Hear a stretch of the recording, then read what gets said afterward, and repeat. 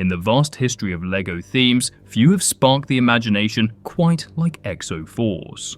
A bold fusion of high-tech battle mechs and anime-inspired storytelling, it delivered an intense tale of survival, rebellion, and war. Much like its more successful predecessor, Bionicle, Exo-Force was more than just a toy line. It was a fully realized universe. It introduced us to a world where humanity's greatest creation became its greatest enemy, where towering battle machines clashed in an endless struggle for survival, and where a small team of elite pilots became the only hope against an unstoppable mechanical army. Yet, despite its incredible world building, Exo-Force remains one of the most overlooked and underappreciated themes, ultimately meeting an untimely cancellation after just a few years. In this week's episode, we're taking a short break from the Bionicle timeline series to dive deep into the insanely underrated lore of Exo-Force. Strap in, because this is a tale you won't forget.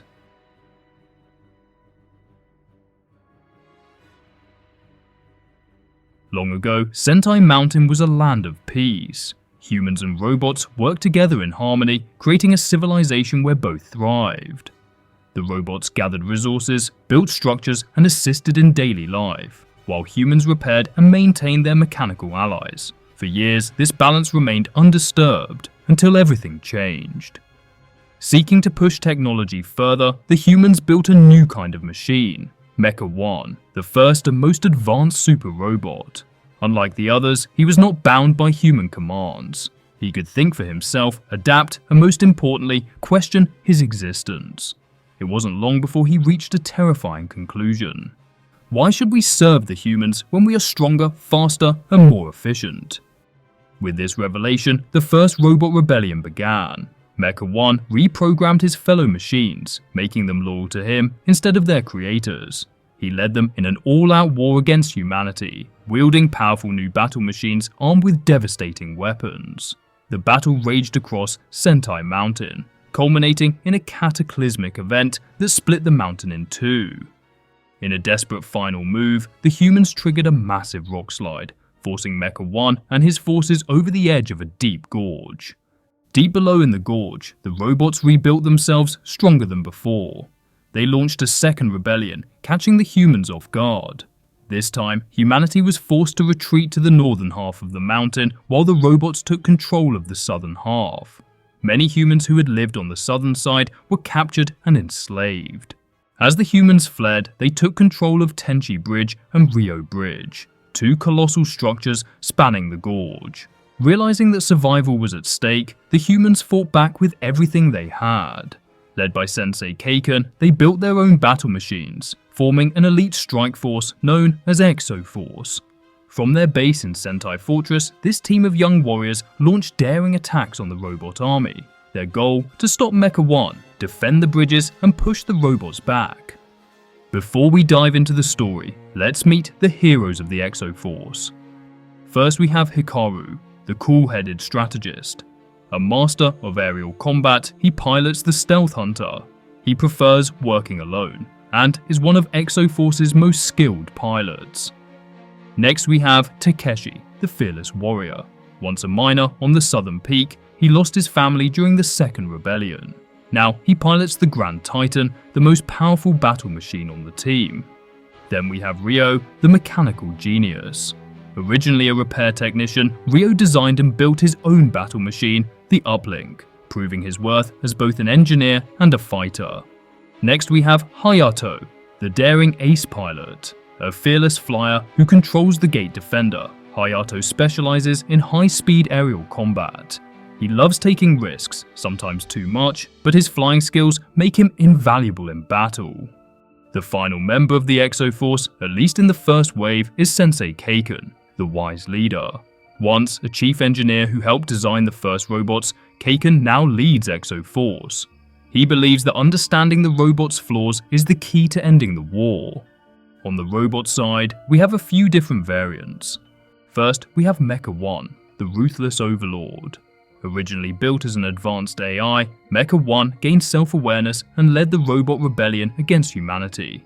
Cold and calculating, he commands the robot army from the Golden Tower, determined to eradicate the human race and establish machine supremacy. Next, we have Iron Drones. the tireless foot soldier. Mass-produced and designed purely for war, iron drones are heavily armored but lack intelligence. They follow orders without hesitation, overwhelming enemies with sheer numbers and brute force, making them the backbone of Meca One's army. Finally, we have Devastators, the elite enforcer. Faster, stronger and smarter than iron drones, Devastators serve as commanders and pilots of the most powerful robot battle machines. Their advanced combat programming makes them lethal opponents, ensuring that Meca One's war against humanity never falters.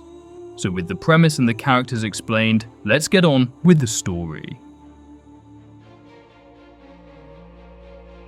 Hikaru was flying his stealth hunter battle machine back to headquarters when a fire vulture ambushed him, nearly hitting his cockpit with a jet of flame. Knowing his machine was faster but less armored, he used speed and agility to evade the attack. The enemy's maneuvering seemed unusual. It was rare for a fire vulture to operate alone so close to Exo-Force's base. As Hikaru prepared to counterattack, the fire vulture suddenly veered, dove, and spun, striking his stealth hunter's left boot jet. With its balance compromised, Hikaru struggled to regain control as his machine tumbled toward the ground.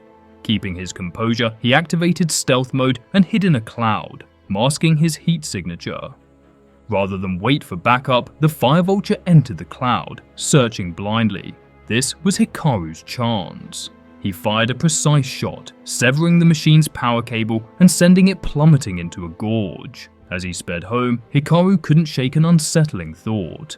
The fire vulture had used a highly advanced aerial maneuver, one that only a human pilot he once knew had ever mastered. But how could the unthinking robots have learned it? Troubled, he raced toward headquarters in search of answers. Determined to uncover the truth, Hikaru reviewed old video recordings of Yukio, Takeshi's father. To his shock, he saw the exact same aerial maneuver the fire vulture had used. The only way a robot could have learned it was from Yukio himself. This discovery led Hikaru to a troubling realization. Yukio might still be alive. Convinced that the only way to find out was a rescue mission, Hikaru decided to venture beyond the south side of the mountain. No Exo-Force pilot had attempted this before, and the extent of the robot's defenses remained a mystery. However, when Keiken learned of Hikaru's intentions, he forbade him from going, warning that disobedience would result in expulsion from the Exo-Force. Hikaru knew the risks, losing his place on the team, facing overwhelming enemy forces, or worse. But none of that mattered. If Takeshi's family was alive, he had to try. Hikaru climbed into the stealth hunter before dawn, using his scheduled patrol as cover for his real mission. Approaching the southern peak, Hikaru spotted 2 R1 robot rammers and 6 sentry battle machines moving toward Tenchi Bridge, an imminent attack on Exo-Force headquarters. He faced a dilemma: warn the base and risk his mission, or intervene alone. He chose the latter, briefly disabling stealth mode and firing 2 precise laser shots that destroyed the R1 rammers. Back at base, Ryo detected Hikaru's brief appearance on sensors. Sensei Keiken immediately ordered a red alert, doubling defenses and preparing for a potential robot assault. Meanwhile, deep within the robot command center, an iron drone monitoring the battlefield detected the anomaly. The stealth hunter battle machine had appeared near Tenchi Bridge, briefly visible before vanishing again. The drone turned to report this to Meca One, the golden robotic leader of the enemy forces. Analyzing the stealth hunter's projected course, Meca One realized it was heading straight for the robot research facility. Meca One saw more than just a threat. This was an opportunity to capture both the top Exo-Force pilot and one of their most advanced battle machines. The Exo-Force pilot would surrender his secrets, whether willingly or by force. Hikaru flew deep into enemy territory, keeping his sensors locked onto any signs of Yukio, Takeshi's father. As he flew, Hikaru saw the devastation the robots had caused. Homes and farms had been wiped out, replaced by massive factories and mines. Human prisoners were being forced to work without any protective gear, suggesting the robots cared little for their survival. Continuing his flight, Hikaru's scanners picked up a large, heavily guarded facility on a mountain slope. Iron drones and thunder furies patrolled its perimeter, making it clear that something valuable was inside. Hikaru's sensors confirmed it. Yukio was there. He landed on the roof, using his electro sword to carve a hole and sneak inside. Below, Yukio was in a lab, wearing a white coat and inspecting a damaged battle machine. Hikaru revealed himself and told Yukio he had come to rescue him. Before leaving, Hikaru confronted Yukio about something troubling. A fire vulture had used one of Yukio's signature aerial maneuvers. Yukio explained that the robots had stolen his knowledge using a cerebro scanner. Lacking creativity, they couldn't invent new weapons but could steal and modify human designs. With little time to waste, Hikaru asked where Takeshi's sister and mother, Akina and Tamika, were being held. Yukio told him they were in the living quarters nearby, but the main exit was heavily guarded. Using his electro sword, he cut through the wall instead, sneaking the stealth hunter into the hallway. One lone sentry guarded the room, but Hikaru disabled it instantly with a quick laser shot. Just as Hikaru reunited Yukio with Akina and Tamika, alarms finally blared through the facility. The robots had been waiting for them. A sonic phantom launched from its hangar and was already closing in. Hikaru had no choice. He had to turn and fight. With the stealth hunter low on power, a direct fight seemed impossible, but Yukio had a plan. Knowing that robots always acted logically, he told Hikaru to fly straight at the sonic phantom.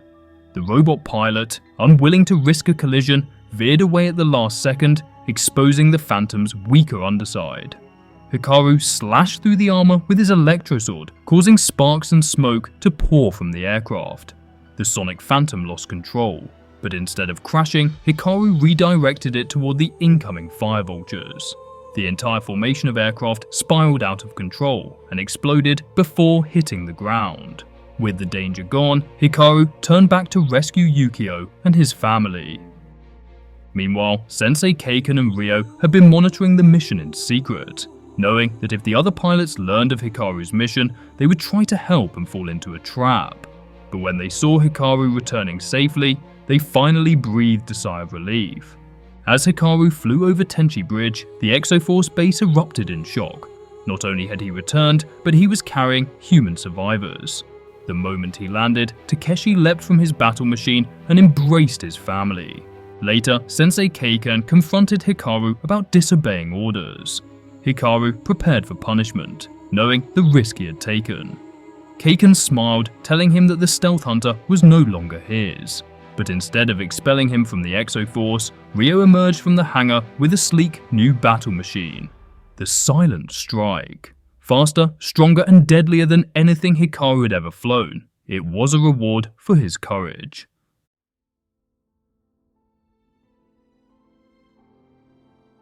Not long after Hikaru's heroic rescue, Meca One oversaw an army of Devastator robots. Today would mark the turning point of the war on Sentai Mountain. Before him stood the ultimate weapon, a massive four-legged battle machine unlike anything the robots had ever built. As the chamber lights blazed on, the striking venom was revealed in all its terrifying power.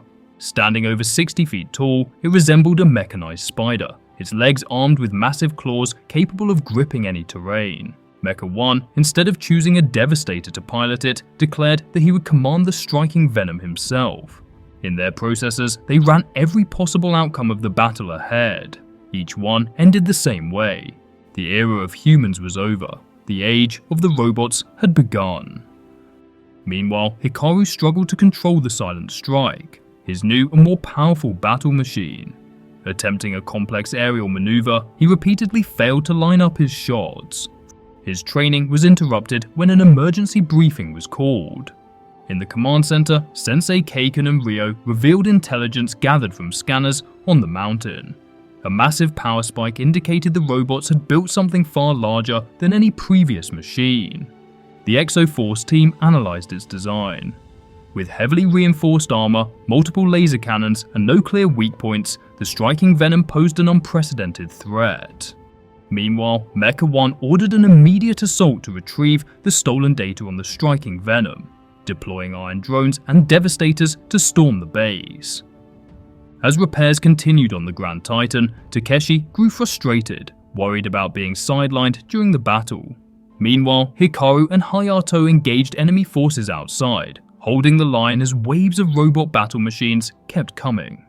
Despite their efforts, the robots pushed forward, forcing Exo-Force onto the defensive. Sensing the need for reinforcements, Sensei Keiken led Takeshi to a hidden hangar, revealing a new, more advanced battle machine. As the situation worsened, Takeshi prepared to unleash his new weapon, ready to fight back harder than ever. As the battle intensified outside Sentai Fortress, Exo-Force struggled to hold back the relentless waves of robot forces. Despite Takeshi's arrival in the supernova, the enemy's newest battle machine, the Raging Storm, proved nearly unstoppable. Its advanced weaponry and armor shrugged off attacks, forcing the team into a desperate defensive stand. With the situation worsening, Hikaru ordered Ryo to evacuate Sensei Keiken and the data module, ensuring the robots couldn't reclaim the stolen intel. However, Ryo knew the robots wouldn't stop until they reclaimed the module, forcing him to take drastic action. As the battle intensified outside, Ryo made a bold move. He baited the robots, drawing them away from the fortress by openly carrying the module. The plan worked, diverting enemy forces toward him, but it left him isolated.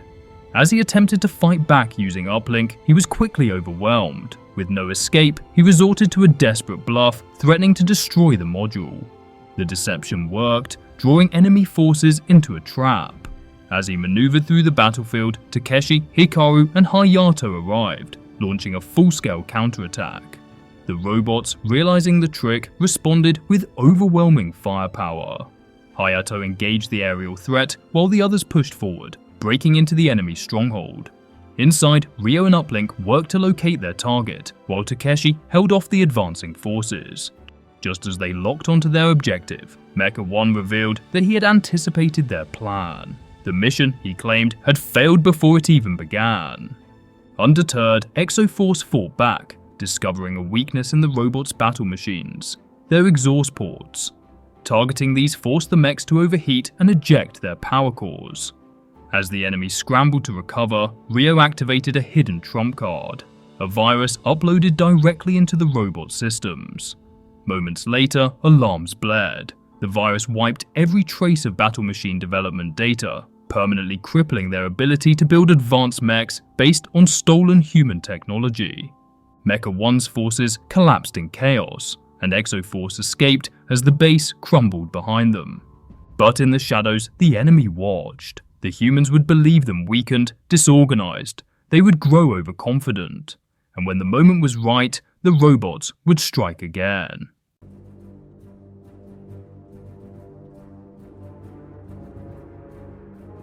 With a rare moment of peace, Exo-Force focused on repairs. Ryo worked on the mountain gate while Hayato patrolled the skies. Just as they finished repairs, alarms blared. Robots attacked. Hayato engaged the enemy, but was shot down, forced into an emergency landing. Meanwhile, Ryo realized the robots weren't firing at him, they were after Uplink. In an instant, his battle machine was seized and carried away. Ryo could only watch in horror as he ejected, plummeting into the abyss. Ryo, refusing to accept his machine's fate, prepared for a solo rescue mission. With the mobile defense tank, he vowed to bring Uplink back. Using Uplink's tracker, he homed in on the captured battle machine. Meanwhile, the robots decrypted Uplink's core memory, eager to exploit its advanced human technology.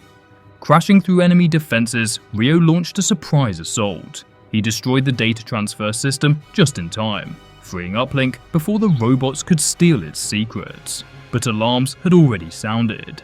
As Ryo sped towards safety, enemy battle machines blocked his escape. With full thrusters, Ryo raced toward the bridge, only to find it destroyed. There was no time to stop. With enemies closing in and no path forward, he had only one choice. "Jump," he shouted as he plunged into the unknown. Ryo's desperate leap across the chasm ended in disaster. His mobile defense tank crashed onto a half-built bridge below. As he assessed his next move, he encountered something shocking: a human survivor. The frightened young man, hiding from the robots, revealed he was part of Takeshi's lost mining team. Before Ryo could process this, a robot patrol spotted them. A battle erupted, forcing them to flee into a hidden facility, an advanced robot lab. Just as the robots surrounded them, Exo-Force arrived, blasting their way through. Though Rio faced punishment for his reckless mission, he had recovered Uplink, rescued a lost human, and disrupted the robots' plans. But in the shadows, a monstrous figure lurked. The striking venom was almost complete.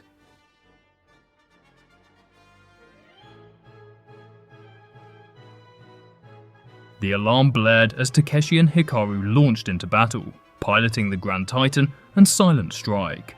The striking venom was advancing toward the bridges, leading a massive army of sentries, R1 rammers, Thunder Furies, Sonic Phantoms, and Fire Vultures. Meca One had committed his entire army to this attack, determined to destroy Sentai Fortress. The Exo-Force pilots rushed to prepare defenses. Engineers scrambled to reinforce Tenchi Bridge, while gunners and pilots took their positions across the battlefield. Hayato, stationed in the Gate Guardian, hovered above the bridge, monitoring enemy movements. Meanwhile, Rio, using his uplink armor, made last-minute repairs before taking control of the mobile defense tank. Takeshi realized the Exo-Force team stood little chance in a direct battle. Instead, he devised a bold strategy, attacking the striking venom from behind.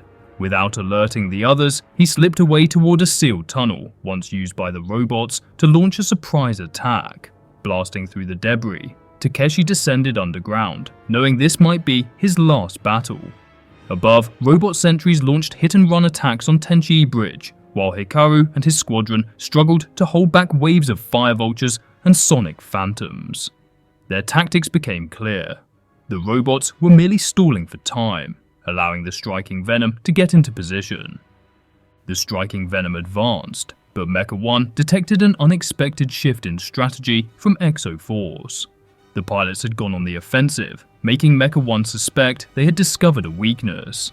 He ordered the robot army to push forward, but Rio and his mobile defense tank took the opportunity to move in close, searching for vulnerabilities. Up close, the striking venom looked even more formidable than expected. Its armor was nearly impenetrable, and its laser cannons dwarfed anything the Exo-Force had. Rio fired all weapons, but the striking venom shrugged off the attack. It responded with a devastating blast, sending the mobile defense tank tumbling across the battlefield. Deep underground, Takeshi reached a wooden bridge linking both sides of the mountain. When he pinpointed the machine's location, he used Grand Titan's pincers to scale the rock wall, blasting through the mountain's surface. Emerging behind the striking venom, he prepared to strike. Meca One locked weapons onto him and ordered the iron drones to eliminate the new threat. Takeshi fired at the striking venom's joints, hoping to cripple its legs, but his attacks barely scratched the armor. Iron drone gunners returned fire, forcing Takeshi to dodge and retaliate. Before the striking venom could land a direct hit, an unexpected blast struck its front. Rio, using the damaged mobile defense tank, had fired manually, creating a distraction. Takeshi charged, using the Grand Titan's electromagnetic pulse pincer to disable the enemy machine. However, the striking venom unexpectedly reflected the pulse, sending a surge of energy back into the Grand Titan. Takeshi's cockpit went dark, and all weapon systems shut down. Above, Hikaru was engaged in aerial combat, trying to hold off the robot air forces. Despite their efforts, the robot army continued advancing, pushing closer to Sentai Fortress. Then, his scanners picked up something alarming: the Grand Titan tumbling through the air. Something had thrown it with enormous force, and only the striking venom was strong enough to do that. Realizing the Grand Titan was on a collision course with the Fortress, Hikaru raced after it in the Silent Strike. He pushed the thrusters to their limit, barely managing to catch the falling battle machine before it crashed into Sentai Fortress. The Exo-Force team was losing ground as sentries breached the gates on Tenchi Bridge, forcing human pilots to abandon their damaged battle machines. The striking venom was advancing, and despite their efforts, the best they could do was slow the attack. Inside Sentai Fortress, Sensei Keiken observed the battle with growing concern. While the Exo-Force team had become skilled fighters, sheer determination would not be enough. The robots could always outproduce them, building more battle machines at a faster rate. Keiken realized they needed something beyond firepower, something the robots could never replicate. He recalled an ancient legend about a power source that could turn the tide of war, but for now, surviving this battle was the priority. Meanwhile, in the hangar, Takeshi insisted on returning to battle despite the Grand Titan's extensive damage. He had discovered a possible way to defeat the striking Venom by striking its one vulnerable spot beneath the cockpit, where its cannons couldn't reach. His plan required channeling every bit of the Grand Titan's power into a single laser blast. The attack would disable his own machine, but if successful, it could take down the striking Venom. Before they could discuss further, a massive explosion rocked the fortress, shaking the hangar walls. Time was running out. The battle had reached its breaking point. Exo-Force pilots had been pushed back to the fortress walls, their battle machines reduced to wreckage. The striking Venom had crossed Tenchi Bridge and was bombarding the fortress, trying to breach the main gate. Meca One focused its fire on Hikaru, launching an energy disc that magnetized to the stealth hunter, draining its systems. Hikaru barely managed to sever it with his electro sword, but at the cost of damaging his battle machine's armor. Meanwhile, Takeshi maneuvered the Grand Titan directly beneath the striking Venom's cockpit, preparing his one final shot. With all power diverted to the laser cannon, he had a single chance to take it down. As Hikaru continued drawing fire, Takeshi fired his weapon, but nothing happened. A loose wire prevented the attack. Scrambling to fix the issue while under pressure, Takeshi reconnected the circuit and fired again. This time, a devastating blast tore through the striking Venom's cockpit armor, disabling its weapon systems and cutting its combat effectiveness drastically. With the striking Venom damaged, Exo-Force pilots found renewed strength, rallying to push back the remaining robot forces. Without the striking Venom's overwhelming firepower, Meca One had no choice but to withdraw. The battle was over for now.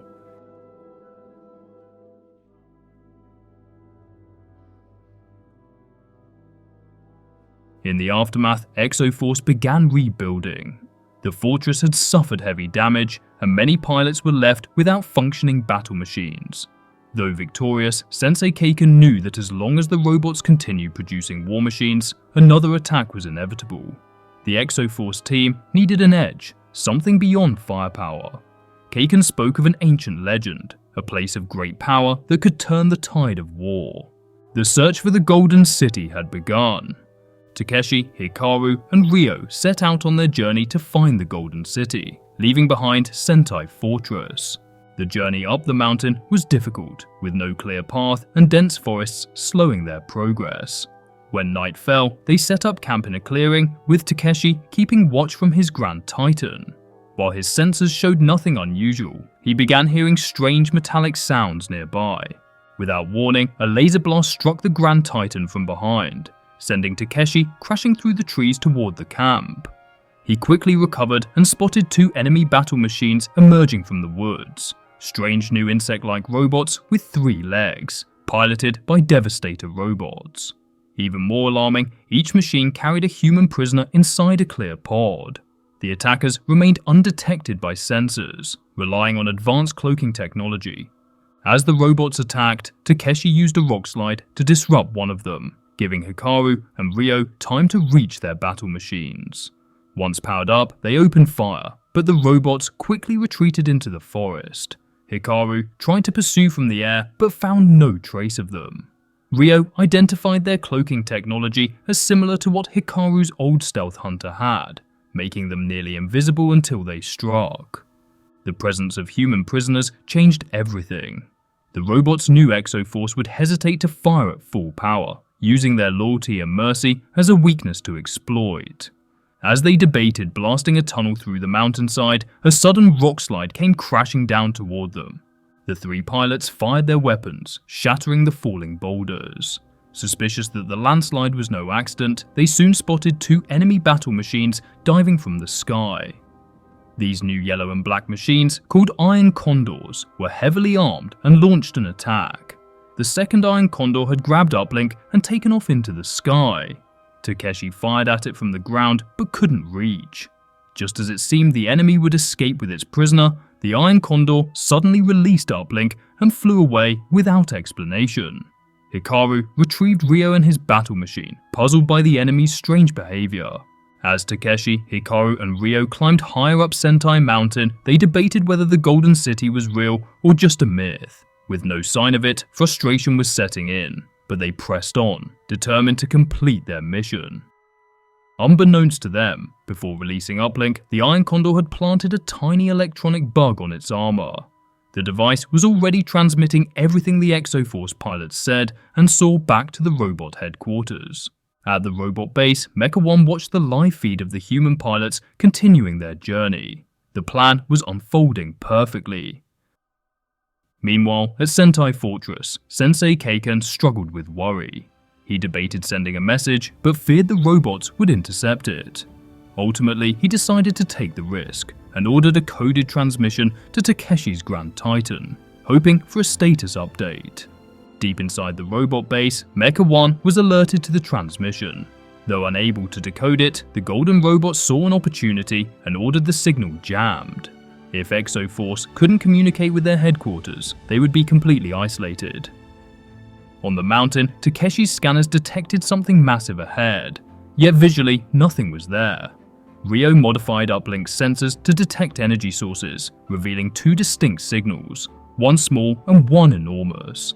He deduced that the smaller source must be generating an invisibility field, concealing whatever lay beyond. If they destroyed it, the truth would be revealed. Following the energy reading, the three pilots reached a plateau. Takeshi fired his laser cannon at the supposed generator. The resulting explosion sent a powerful surge of energy rippling through their battle machines, frying circuits and forcing them to eject. As smoke rose from the wreckage, the pilots looked at their disabled machines in frustration, until Hikaru pointed forward. Before their eyes, shimmering into existence, was a massive golden city. The legend was real. Meanwhile, at the robot base, Meca One was furious. The pilots had entered the city, its power rendering the listening device on Uplink useless. Unable to see or hear what was happening, Meca One ordered an attack. Iron Condors launched into the sky, while shadow crawlers moved across the high bridges, all with one goal: capture the pilots and seize the city. Inside the city, the pilots discovered a massive chamber housing a colossal machine. As they stepped closer, it suddenly powered on, its lights flashing as a mechanical voice demanded a code. The doors behind them slammed shut, trapping them inside. Hikaru spotted a metal plate on the wall with random numbers and letters, which Ryo entered into the machine. The computer accepted the code, granting them limited access to its database. It claimed to store knowledge left by the city's builders, including technology, weapons, and history. However, further information required additional codes. As the computer spoke, 3 panels in the wall slid open, revealing 3 advanced battle machines: Blade Titan, Sky Guardian, and Cyclone Defender. Their blueprints appeared on the screen, and a map flashed coordinates where another code could be found. Before they could process this, the doors unlocked. Outside, Iron Condors were already diving toward them, with shadow crawlers closing in. The robots had arrived. With no choice but to fight, the pilots scrambled for the new battle machines. Takeshi climbed into the Blade Titan, struggling with its unfamiliar controls. The Iron Condors and shadow crawlers prepared to strike, confident in their victory. However, their sensors suddenly detected an unidentified object moving at incredible speed. Hikaru, piloting the Sky Guardian, maneuvered with ease, weaving through the air with unmatched agility. However, when he attempted to fire its weapons, nothing happened. The battle machine was diverting all available energy to its speed. Desperately searching for a solution, he noticed a flashing red button and pressed it. The Sky Guardian instantly slowed, allowing power to be redirected back into its weapons. Meanwhile on the ground, Takeshi engaged the shadow crawlers in his newly acquired Blade Titan. The battle machine's multi-barreled proton cannon packed incredible power, but the presence of human prisoners in the enemy pods made it difficult to attack without risk. After multiple failed inputs, he finally activated the proton cannon, unleashing powerful blasts that sheared off the front leg of a shadow crawler, sending it crashing forward. Wasting no time, Takeshi tore open the prison pod and carefully extracted an unconscious human prisoner. Before he could move to safety, an explosive round struck the ground near the Blade Titan. An Iron Condor was approaching rapidly for an attack. Rather than continuing the pursuit, the Iron Condor diverted to another target, the massive computer in the Golden City's main chamber. It landed atop the machine and attached a small device, triggering the system to repeat all the information it had previously revealed to the Exo-Force pilots. Meca One now had access to the first secrets of the Golden City. With the transmission complete, the Iron Condor took off, heading toward the location the computer had provided for the next code. If they reached the next code before Exo-Force did, they might gain access to even more secrets. The race was on. Takeshi reached the building where the next code was hidden, but the Iron Condor had already arrived and torn the doors open. He decided to use the Iron Condor's own weapon against it, its magnetizing rocket. Takeshi provoked the Iron Condor into attacking. The rocket struck his battle machine, magnetizing it. As planned, the metal code plate in the Iron Condor's grip was pulled away and affixed itself to the Blade Titan. Realizing that the battle was not going in its favor, the Iron Condor chose to retreat. Later, the three pilots regrouped in the computer chamber. There, they uncovered blueprints for a powerful new battle machine, the Golden Guardian. However, with more security codes still locked away, their mission was far from over. They had no choice but to remain in Golden City, ensuring it did not fall into enemy hands. As the battle for control intensified, it became clear that Sentai Fortress could no longer be defended. Damaged beyond repair, it was no longer a viable stronghold. Recognizing Golden City's superior technology and strategic importance, humanity made the decision to relocate. Believing Golden City's advanced defenses would hold, the humans felt a rare sense of confidence. The robots, cut off by the mountain's natural barriers, would struggle to mount a direct assault, but their advantage was short-lived. Meca One uncovered an ancient access code buried within the city's systems. Activating it, he extended a massive bridge, linking the robot's half of the mountain directly to Golden City. In an instant, the humans' sense of security vanished. Their stronghold was no longer unreachable. The war had entered its next and most dangerous stage.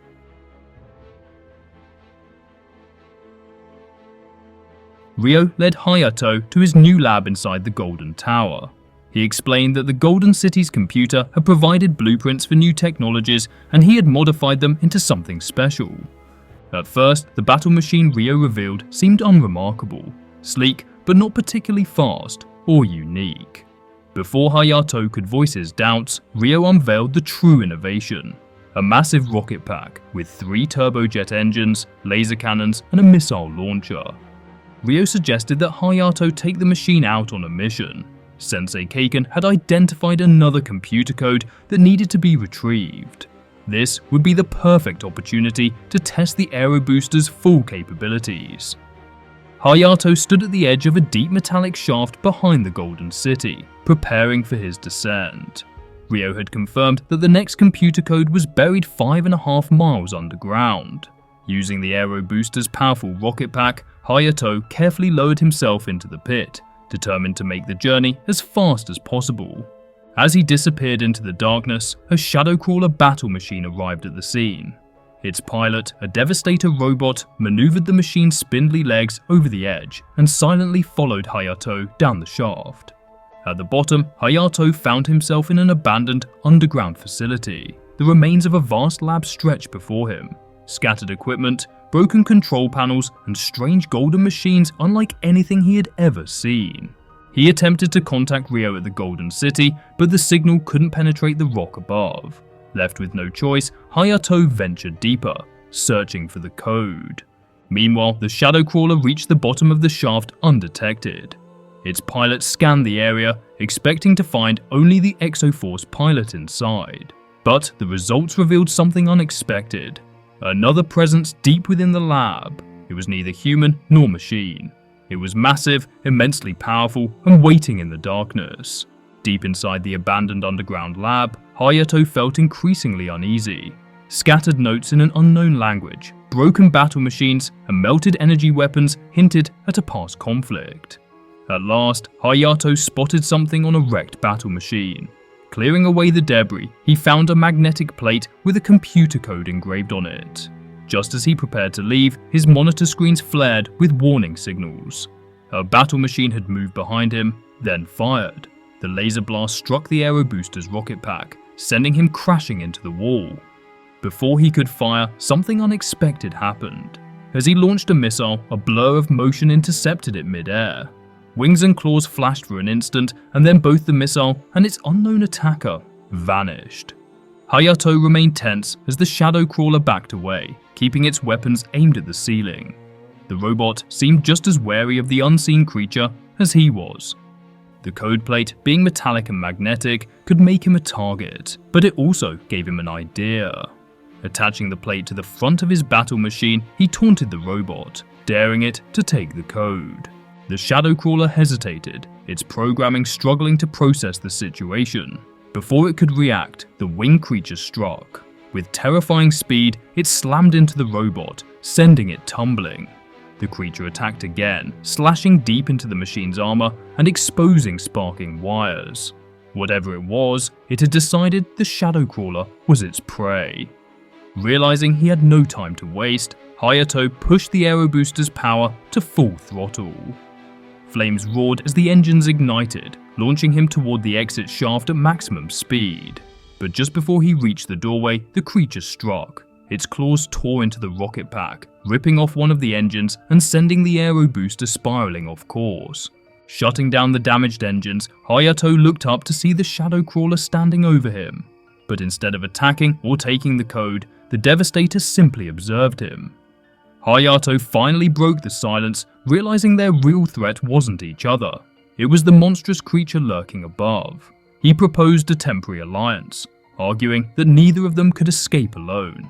He began linking his aero booster to the lab's computers, searching for information on their enemy. The creature was invisible to sensors, highly intelligent, and had been trained to attack anything mechanical that moved. Before Hayato could process the implications, alarms blared in his cockpit. Massive metal beams torn from the ceiling came crashing down, setting the computers ablaze. A metal beam, hurled with incredible force, struck the shadow crawler's power cell, sending a surge of electricity through the battle machine. Hayato had the opportunity to let his enemy be destroyed, but instead acted to help. The shadow crawler stabilized, and the robot pilot questioned the logic behind Hayato's actions. But there was no time for discussion. The fire that had briefly driven the creature away was fading, leaving them defenseless once more. Realizing that the creature thrived in darkness, Hayato deduced that bright light could weaken it. Their battle machine's lasers weren't strong enough alone, but by linking Aero Booster and the Shadow Crawler together, they could create a laser blast powerful enough to temporarily blind the beast. Knowing they needed a distraction, Hayato quickly climbed into a barely functional, wrecked battle machine nearby and powered it up. As the creature dived toward the decoy, Hayato escaped and jumped back into Aero Booster, signaling for the combined laser attack. The blinding blast struck the creature, disorienting it mid-air. Using the opportunity, Hayato severed the power link between the two battle machines, and both pilots raced for the exit. The creature recovered quickly and shrieked in fury, launching into pursuit. Just as Hayato and the Devastator reached the surface, they turned their weapons downward, blasting the ground and causing a massive cave-in. The tunnel collapsed, sealing the lab and burying the monster beneath tons of rock. Hayato and his enemy, a robot pilot, found themselves at an unusual standstill. Though both were warriors locked in an endless battle, something shifted in this moment.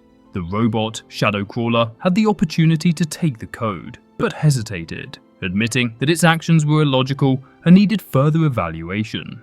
Instead of pressing the attack, it chose to walk away, leaving Hayato in silent reflection.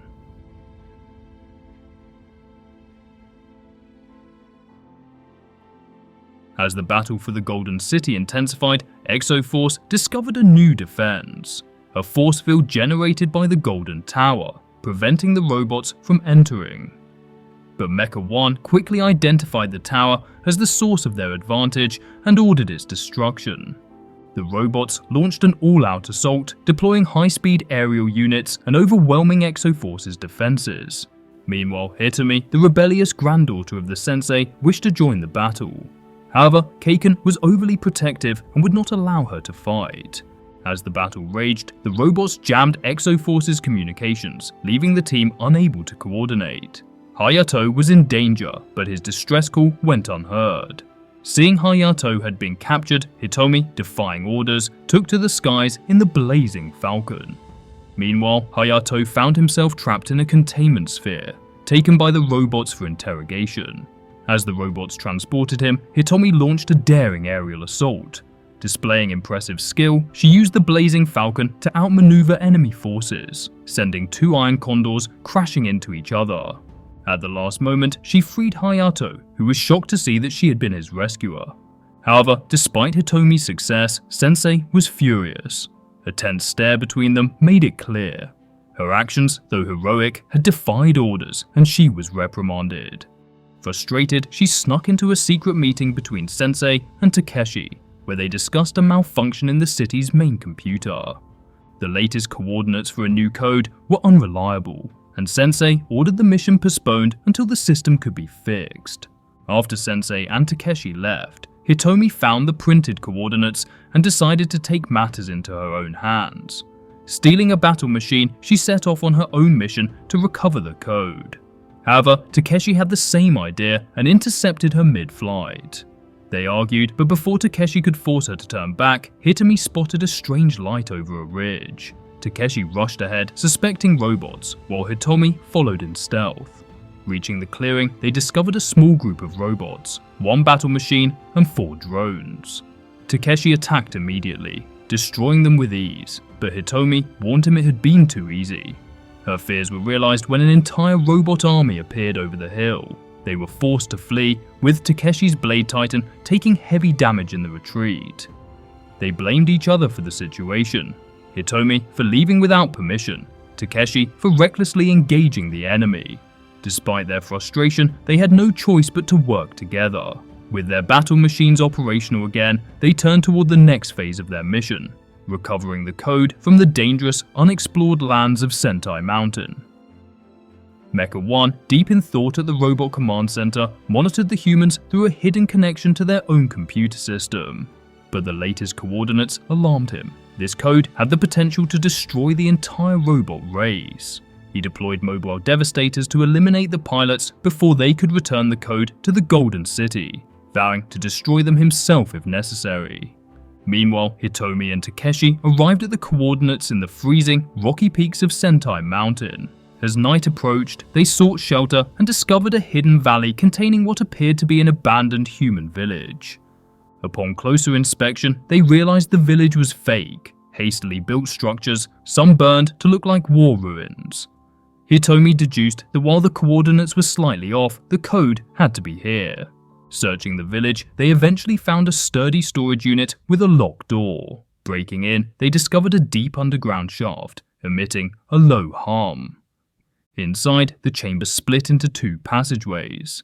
Against her better judgment, Hitomi agreed to separate, though she knew it was reckless. Reaching a new chamber, she was stunned to find a massive underground facility filled with towering computers and control panels glowing green. Before she could investigate, Takeshi's panicked voice came through the comlink. He was under attack. Rushing back, Hitomi encountered 3 small agile drones. She fought them off with her energy katanas, noting that they hesitated upon seeing her. Takeshi arrived in time to witness her victory, clearly impressed. Pushing forward, they found the code locked in a crystal container on a pedestal. Unable to open it, Hitomi secured it and they prepared to leave. Reaching the surface at dawn, they powered up their battle machines. Their return was cut short by an ambush. An enormous drone army blocked their path. At the front stood towering mobile destroyers, each armed with devastating cannons. Hitomi realized she had to clear an escape route. Using her battle machine's blasters, she collapsed parts of the canyon walls, crushing hundreds of drones. Takeshi took the opportunity to escape, acknowledging her quick thinking. As they fled, more drones gave chase, and mobile destroyers loomed behind them. Their mission wasn't over.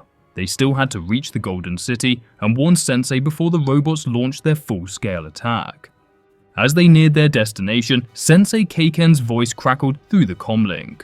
confirming their worst fears. The Golden City was under siege. Thousands of drones and robot battle machines had surrounded the city, engaging the outnumbered Exo-Force pilots in a brutal battle. The defenses wouldn't hold much longer. Meanwhile, Takeshi's battle machine was on the verge of collapse. In a moment of desperation, he reached out to Hitomi, acknowledging her skill. She realized that her damaged handheld comlink was emitting a high-pitched screech, one that had accidentally stalled the drones earlier. Acting on instinct, she amplified the sound through her battle machine's intercom, broadcasting it at full volume. The result was immediate. The advancing drones froze in place, their circuits scrambled by the disruptive frequency. The city's defenders seized the opportunity, overwhelming the disoriented robots. Within moments, the tide of battle had turned. The remaining robot forces, unable to withstand the renewed assault, retreated in defeat. Later that evening, the team gathered to decipher the newly recovered code. As the printer churned out pages, Sensei Keiken's laughter filled the room. The code wasn't for a weapon, it was for something far more valuable. The complete blueprints of Meca One, the golden robot himself. Every component, every line of programming, every weakness was now in their hands. The Exo-Force team had discovered the key to defeating the robot army once and for all.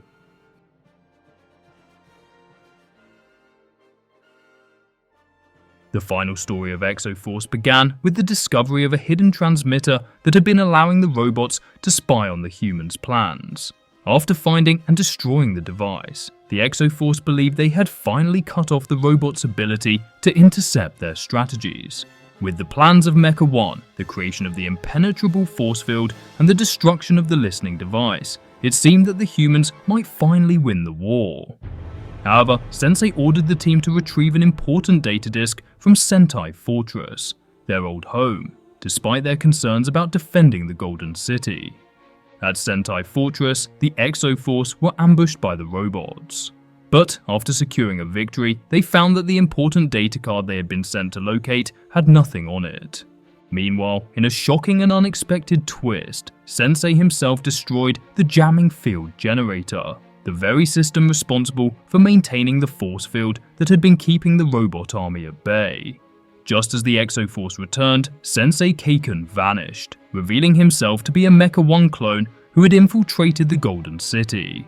Caught off guard, the Exo-Force realized they had been deceived, meaning the real Sensei Keiken had likely been captured. At that moment, Meca One's entire robot army launched its assault.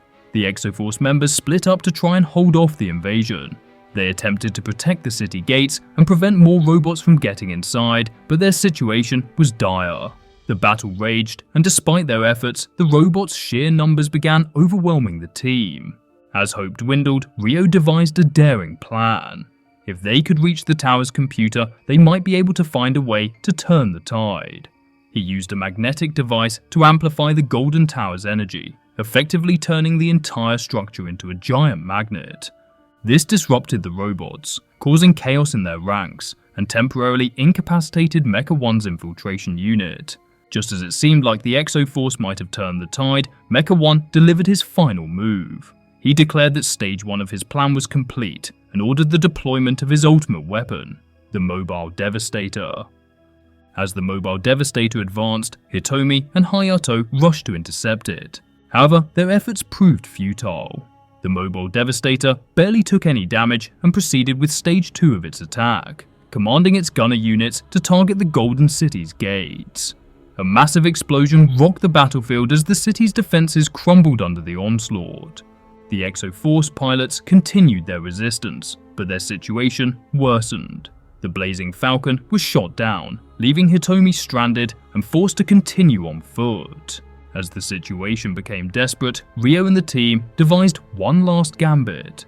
They activated a portable jamming device, which began shutting down the robots across the battlefield. Recognizing the interference field, Meca One ordered an immediate retreat. The remaining active robots withdrew, leaving the battlefield to the victorious Exo-Force. Though the city had been saved, the battle was far from over.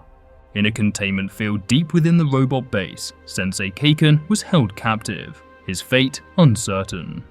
Not long after, the heroes discovered a hidden message from Sensei, revealing the origins of Meca One. Long ago, Keiken had found ancient technology in the Sentai Mountain jungle, using it to build the first golden robot. However, as more robots were created to mine the mountain, they eventually rebelled, leading to the war. Following Keiken's orders, the team set out for the jungle in new battle mechs to stop Meca One from discovering the outpost where the first robots were built. Meanwhile, Meca One began extracting information from Sensei's mind, searching for the hidden outpost. The Exo-Force fought against overwhelming robot forces, using their new mini-robots and advanced technology to hold their ground. However, Meca One gained crucial knowledge from Sensei's memories, suggesting he was on the verge of discovering the outpost's secrets. Sadly, Exo-Force was cancelled before its story could reach a true conclusion, leaving fans with an unresolved conflict and lingering mysteries. While it is believed that the Exo-Force team eventually rescued Keiken, the fate of humanity remained uncertain. With the series left incomplete, fans can only speculate on how the war might have ended. Did the Exo-Force find a way to turn the tide, or was their resistance doomed? Thank you for watching, and I'll see you in the next part of the Bionicle Timeline series, where the Toa Nuva will continue their fight against the Brotherhood of Makuta.